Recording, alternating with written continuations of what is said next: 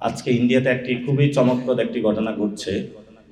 ইন্ডিয়ার যিনি chief justice আছেন, উনি হলো তরুণদেরকে একটি কথা বলেছিলেন, সেটা হলো ককরোচ, তেলাপোকা, এবং তরুণদেরকে বলেছিলেন এগুলা বেকার, লেজি।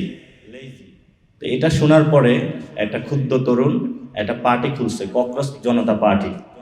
এই ককরোচ জনতা পার্টির হলো ইনস্টাগ্রামে যে মিলিয়ন ভিউজ, সেটা হলো বিজেপি থেকেও অনেক গুণ ছাড়িয়ে গিয়েছে।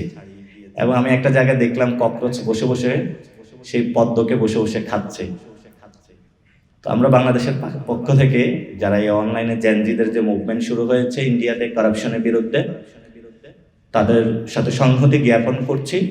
এবং আমরা মনে করি সাউথ এশিয়াতেই যে পরিবর্তনের সূচনা এসেছে, নেপাল থেকে শ্রীলঙ্কা, সেই পাকিস্তান থেকে মায়ানমার, প্রত্যেকটা জায়গায় নতুন করে সাউথ এশিয়া আবার ঘুরে দাঁড়াবে, সেই জায়গায় আমাদের সংহতি বিরাজমান থাকবে।